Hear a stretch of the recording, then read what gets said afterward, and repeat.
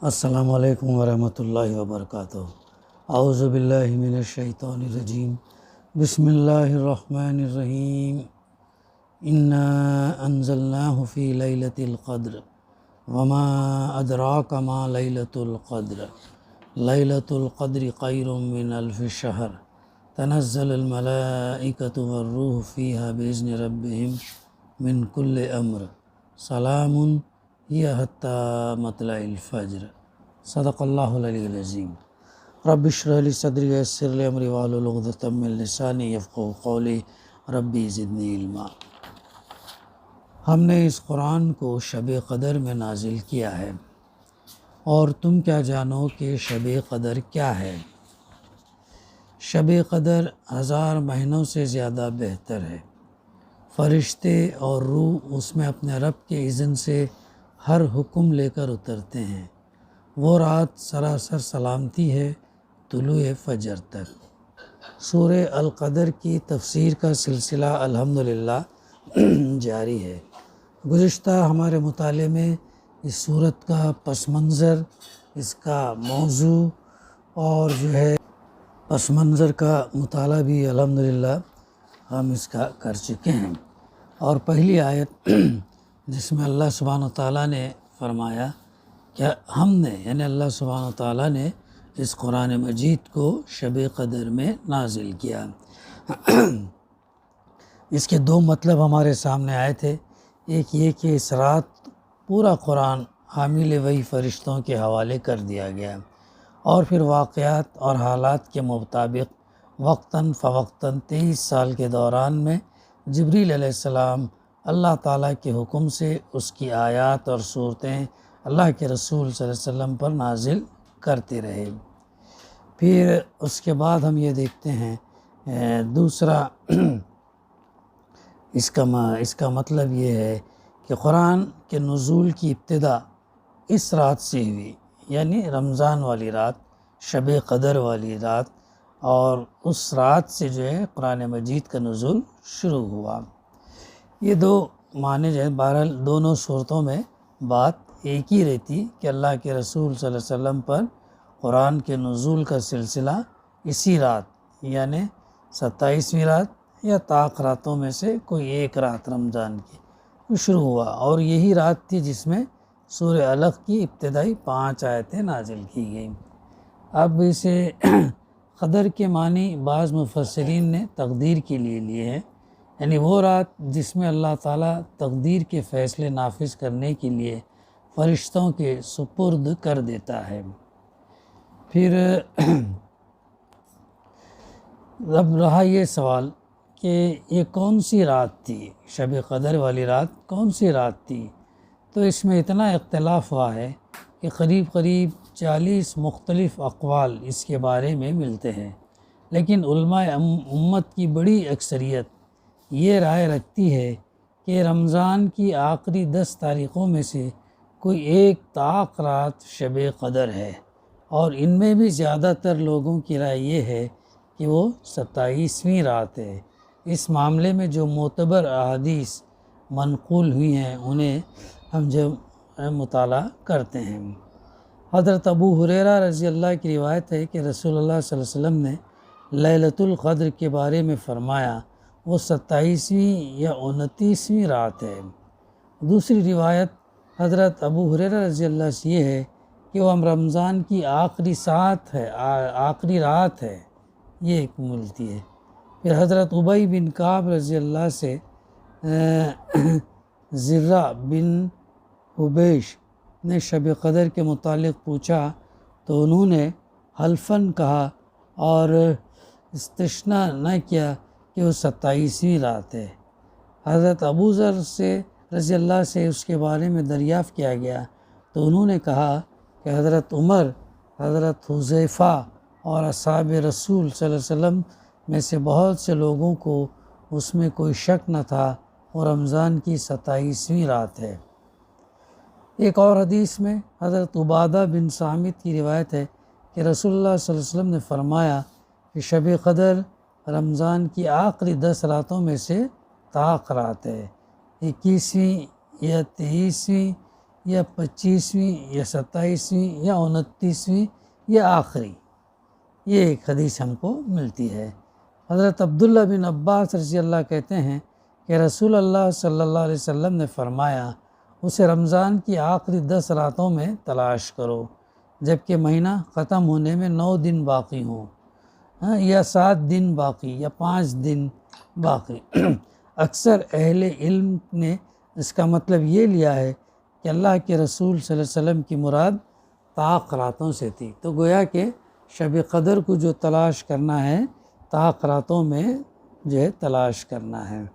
اور یہ بھی سیرت سے اور صحابہ کا بعض معمول یہ ملتا کہ وہ رمضان کے پورے مہینے میں شب قدر کو تلاش کرتے تھے کہ ایسا نہ ہو کہ وہ رات چھوٹ جائے، تو پورے رمضان تلاش سے۔ بعض ایسے بھی صحابی ہیں کہ جنہوں نے سال بھر اس کو تلاش کیا، کون سی رات ہو سکتی ہے کر کے، تو ایسے یہ روایت ہم کو جو ہے ملتے ہیں۔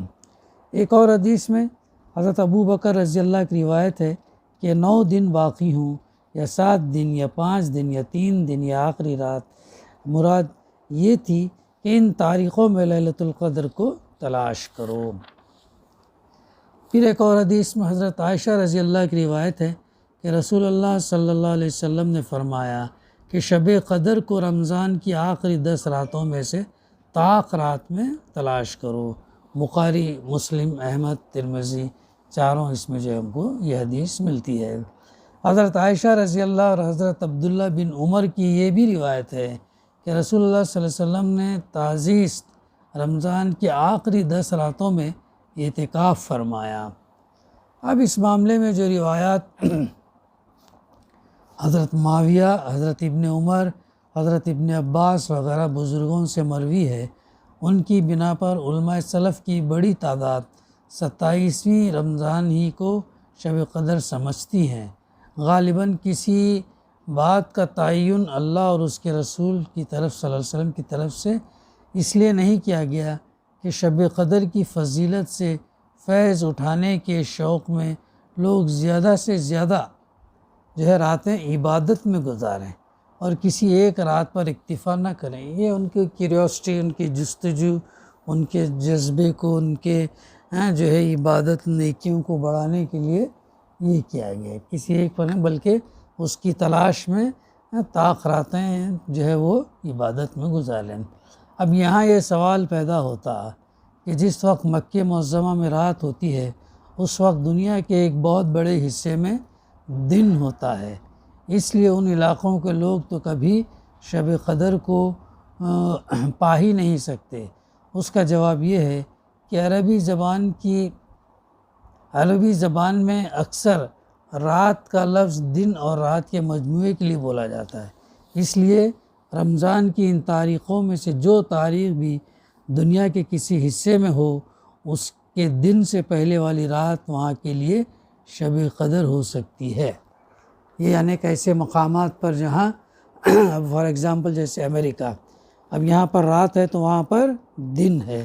پھر بعض مقامات ایسے بھی ہیں جیسے آئس لینڈ، فن لینڈ کا ایک دم ناردرن ایریا جو نارتھ پول سے یہ ہے، تو وہاں وہ ان مقامات پر 6 مہینے دن اور 6 مہینے رات ہوتی ہے۔ تو وہاں پر کیا ٹائم سے رکھیں گے روزہ؟ کہ 6 مہینے کا ایک دن کا روزہ رکھیں گے؟ 6 مہینے کے نہیں، بلکہ مکے کا ٹائم فالو کریں گے وہ لوگ، قریب کی مساجد کا، قریب کے علاقے کا فالو کریں گے، یعنی تو مکے کا ٹائم جو ہے وہ لوگ فالو کرتے ہیں۔ تو اس طریقے سے وہ چیزیں متعین کی گئی ہیں۔ اب اس کے بعد اب اللہ تعالیٰ فرما رہا ہے وَمَا أَدْرَاكَ مَا لَيْلَةُ الْقَدْرِ، اور تم کیا جانو کہ شب قدر کیا ہے۔ اللہ ہی سوال کر رہا اور اللہ اس کا جواب بھی دے رہا ہے آگے کی آیت میں۔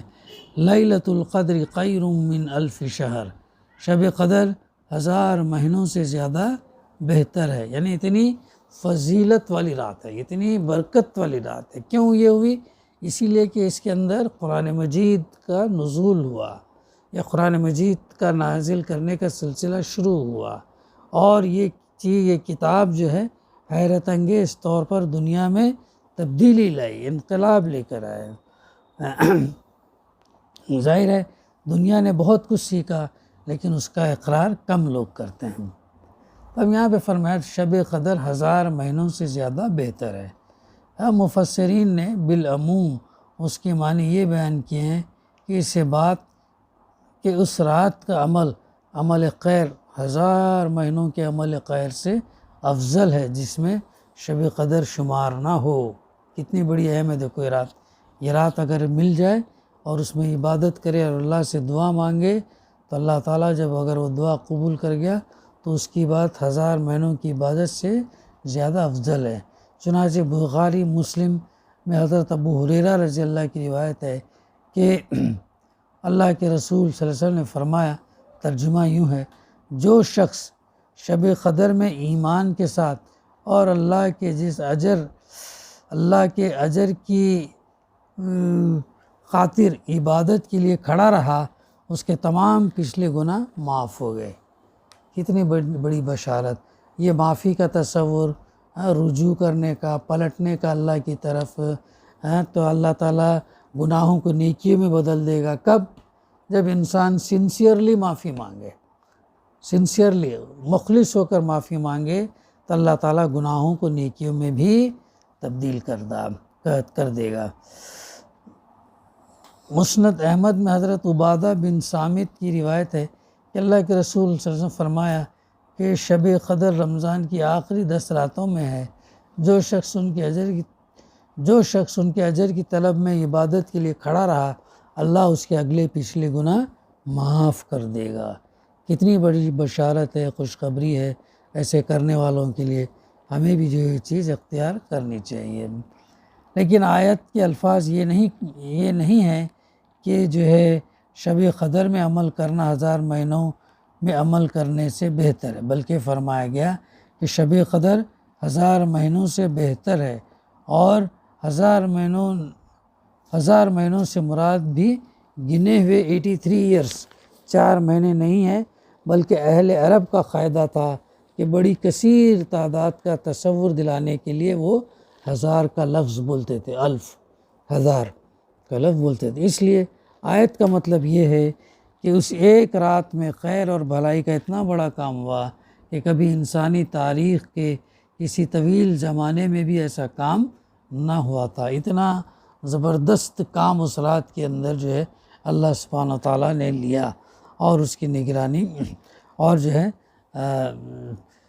انسانی تاریخ کے طویل زمانے میں بھی ایسا کام نہ ہوا تھا۔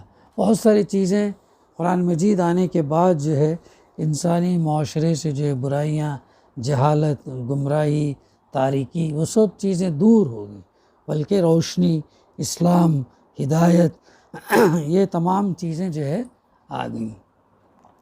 تو اللہ تعالیٰ اس کی فضیلت کے تعلق سے بتایا شب قدر 1000 مہینوں سے زیادہ بہتر ہے۔ پھر تنزل الملائکۃ والروح فیہا بإذن ربہم من کل امر، فرشتے اور روح، فرشتے یعنی روح سے مراد یہاں پر جبریل علیہ السلام ہے، جن کے فضل اور شرف کی بنا پر ان کا ذکر فرشتوں سے الگ کیا گیا ہے، اور روح سے مراد جو ہے وہی جبریل علیہ السلام ہے۔ پھر آگے فرمایا جا رہا وہ فرشتے اور روح اس میں اپنے رب کے اذن سے ہر حکم لے کر اترتے ہیں، یعنی وہ بطور خود نہیں آتے بلکہ اپنے رب کے اذن سے آتے ہیں، اللہ کے اذن سے، اللہ کی مرضی سے وہ آتے ہیں، اور ہر حکم سے مراد وہی ہے جسے سورہ دخان میں امر حکیم، حکیمانہ کام کہا گیا ہے۔ پھر اس کے بعد فرمایا جا رہا سلام ہی حتی مطلع الفجر، وہ رات سراسر سلامتی ہے طلوع فجر تک، یعنی شام سے، مغرب کے بعد سے اسلامی کیلنڈر کی شروعات کب سے ہوتی ہے؟ مغرب کے بعد سے اسلامی کیلنڈر شروع ہو جاتا ہے، اور اس کے مقابلے میں یہ جو عیسوی کیلنڈر ہے اس کا وقت رات کے 12 بجے کے بعد ہو جاتا ہے، تو یعنی شام سے صبح تک وہ پوری رات خیر ہی خیر ہے، ہر شر اور فتنے سے پاک ہے۔ اتنی فضیلت ہے اس رات کی جو ہے، اور اس رات جو ہے شر سے پاک ہے اور فتنے سے پاک ہے۔ صبح سے یعنی شام سے صبح تک خیر ہی خیر جو ہے ادھر سے پھوٹتا ہے۔ تو اسی کے ساتھ جو ہے سورہ القدر کی تفسیر کا سلسلہ الحمدللہ ختم ہوا چاہتا ہے۔ دعا ہے کہ اللہ سبحانہ و تعالی ہمیں کہنے سننے سے زیادہ عمل کرنے کی توفیق عطا فرمائے، اور دوسری اللہ تعالیٰ جو ہے قبول کرے۔ ربنا تقبل منا انک انت السمیع العلیم وتب علینا انک انت التواب الرحیم۔ صلی اللہ تعالیٰ علی خیر خلقہ وعلی آلہ وصحبہ اجمعین۔ الحمدللہ رب العالمین۔